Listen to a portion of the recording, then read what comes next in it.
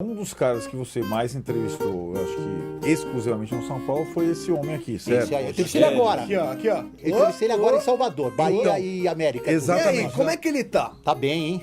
Tá bem, não tá? Tá grandão lá? Você acha que ele tá, Tá. mais... Light.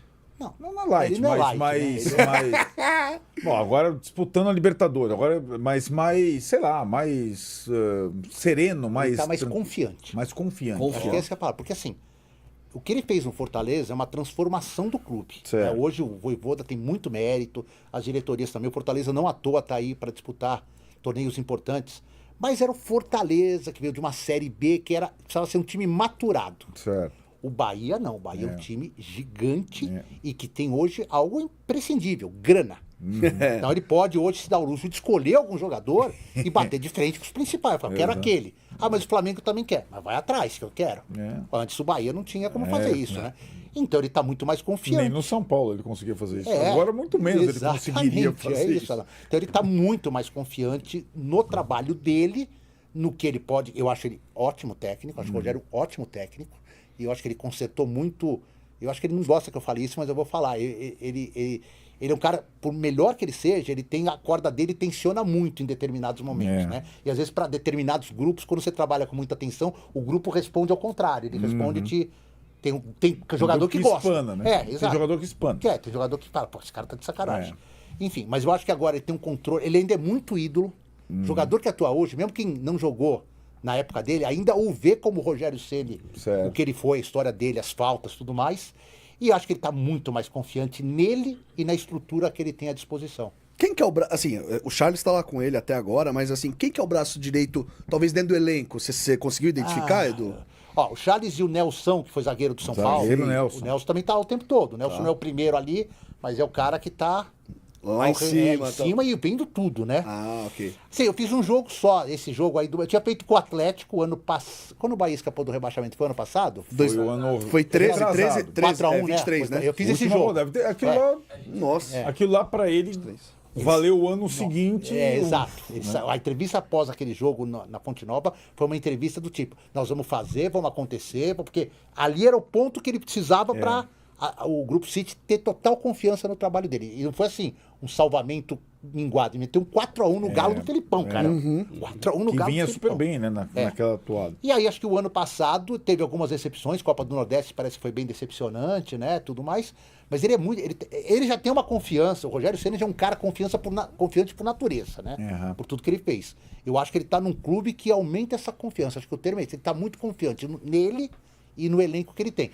Por falta de vivência, ali, eu não consigo apontar pra você qual que é o jogador. Entendi. Sei lá, o Nestor agora talvez. O Everton Ribeiro, talvez, né? Porque foi o Flamengo com ele, é um vídeo. É verdade. Só completar E os caras do ainda Flamengo sobre o Ceni. amam ele, né? Significa isso, ele estar mais confiante, que um dia ele possa voltar a ser técnico do São Paulo, que acho que é uma coisa bem especial? Tirone, acho que o Rogério Ceni tem algo no São Paulo a fazer que é ganhar um título como treinador. Se não for agora, vai ser um dia.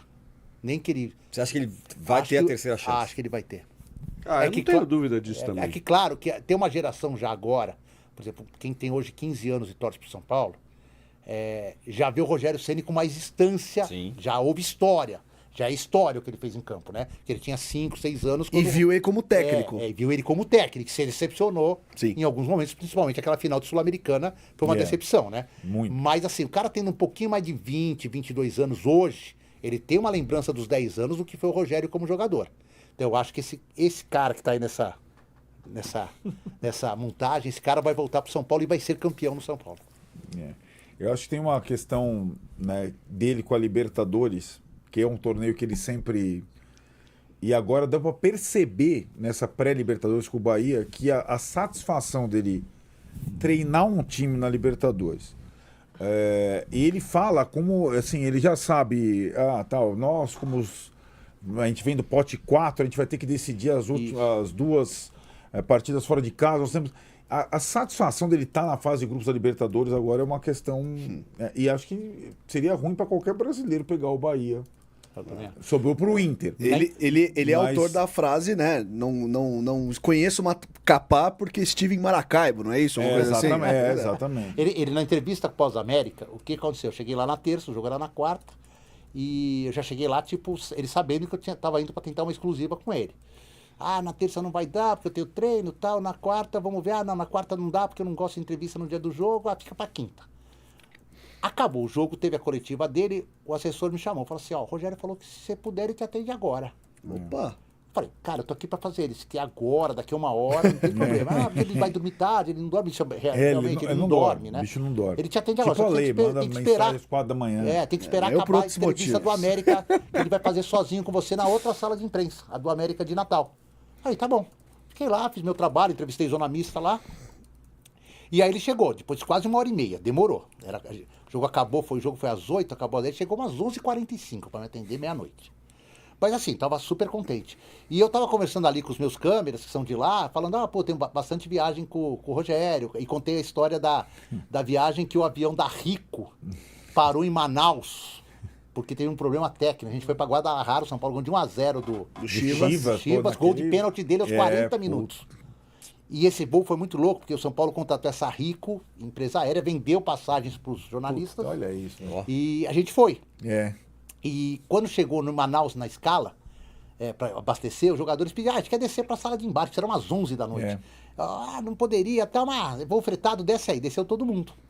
E aí a gente ficou lá na sala de embarque, tinha poucos voos em Manaus naquele horário, então tinha pouca gente, mas os que estavam lá foram privilegiados. Ficaram malucos. Todos tiraram fotos com o elenco inteiro do São Paulo. Aí 40 minutos depois nós voltamos, e aí a hora que foram dar a partida no avião, Nada. Não ligava. o motor deu uma rateada. Deu uma rateadinha. E ainda tinha um trecho, deu uma Manaus, rateadinha, deu uma rateadinha. São Paulo. deu uma rateada. E o Rogério tomou um daqueles Dramins, pra dormir.